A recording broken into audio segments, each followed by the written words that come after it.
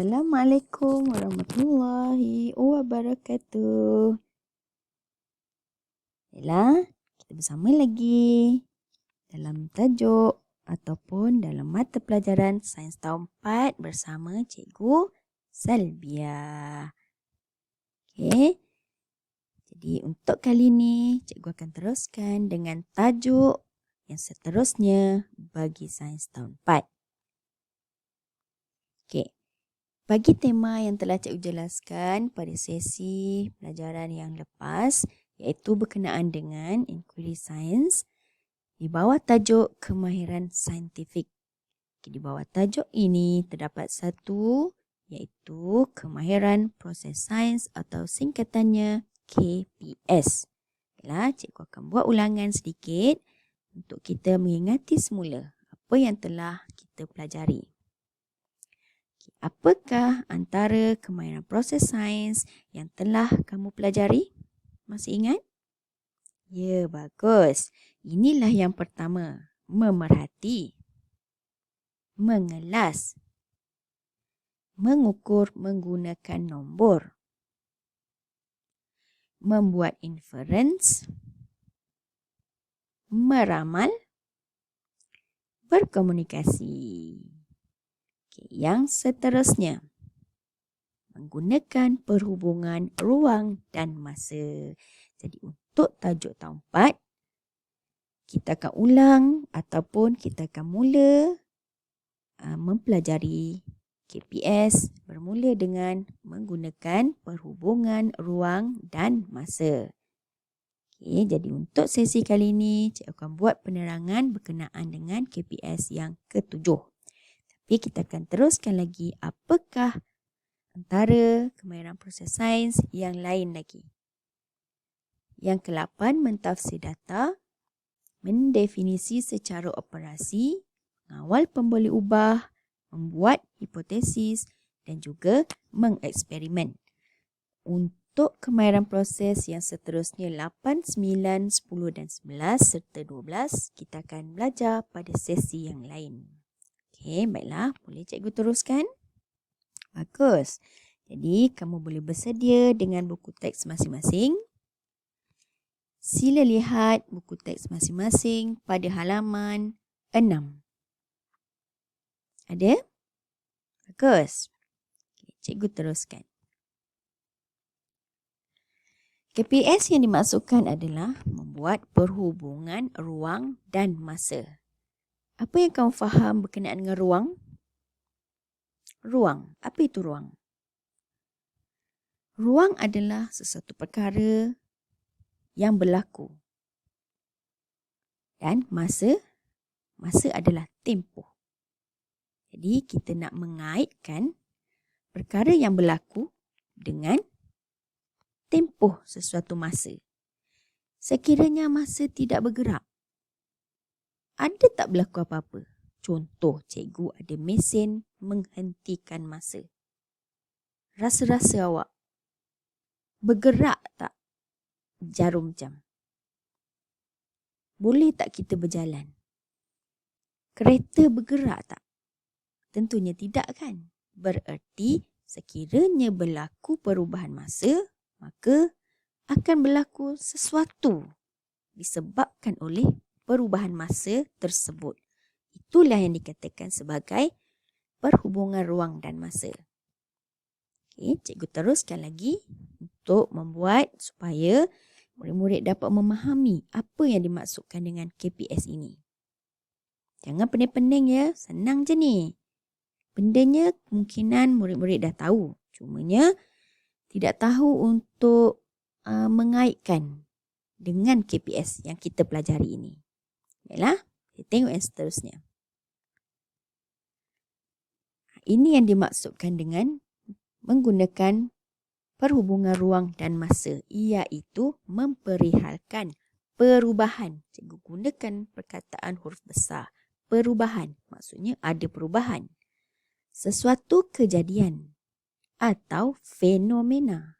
Fenomena ni apa-apa sajalah yang berlaku. Berdasarkan perubahan parameter. Bererti ada berlaku sesuatu perubahan.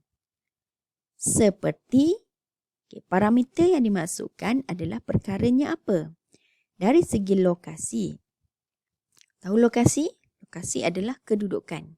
Kanan, kiri, arah pun sama. Barat, timur, utara, selatan. Bentuk, petak, bulat, segitiga. Saiz, besar, kecil. Isi padu. Banyak, sedikit. Berat, lebih ringan. Mengikut urutan masa. Bermaksud, perkara-perkara yang disebutkan di bahagian atas tadi ini berubah mengikut urutan masa. Jadi, sekiranya masa boleh dihentikan, ada tak berlaku perhubungan ruang dan masa? Agak-agaklah. Betul. Sekiranya masa terhenti, maka tiadalah perhubungan antara ruang dan masa. Boleh ikut lagi ya? Okey, bagus. Cikgu teruskan lagi. Ini adalah contoh cikgu sediakan. Tonton ya. Cuba lihat. Air yang ada pada bekas kotak itu hilang. Mana dia pergi? Itu yang dinamakan perubahan. Macam mana dia boleh menghilang sedikit? Kerana adanya perubahan dari segi urutan masa. Video ini merupakan rakaman lama yang panjang tapi telah dipendekkan. Dipanggil time-lapse. Alright? Jadi, dalam video yang disediakan, ada menunjukkan perhubungan ruang dan masa. Okay, lihat di sini. Perubahan parameter yang berlaku. Jawapannya, isi padu air berkurang. Betul kan tadi? Dapat lihat kan airnya semakin berkurang sedikit. Dan apakah ayat perhubungan yang boleh kita buat? Kita kena kaitkan masa dan juga apa yang telah berlaku. Contoh, ini contoh ayat perhubungan yang boleh kita bina. Semakin bertambah masa, semakin berkurang isi padu air. Jelas? Nampak kan? Ada kaitan kan? Okay. Ada perubahan parameter dan ada kaitan dari segi perubahan masa, iaitu bertambahnya masa. Boleh cikgu teruskan? Bagus. Ada satu lagi contoh. Cikgu sediakan satu lagi video. Kita tonton bersama-sama. Cuba lihat. Bayang-bayang. Bermula di sebelah belakang, kemudian makin bergerak perlahan-perlahan ke arah yang lain. Dan lihat pada jam randik yang ditunjukkan. Ada tak berlaku perubahan masa? Ada kan? Bermaksud masanya berubah, bertambah dan ada sesuatu yang mengikut sekali perubahannya.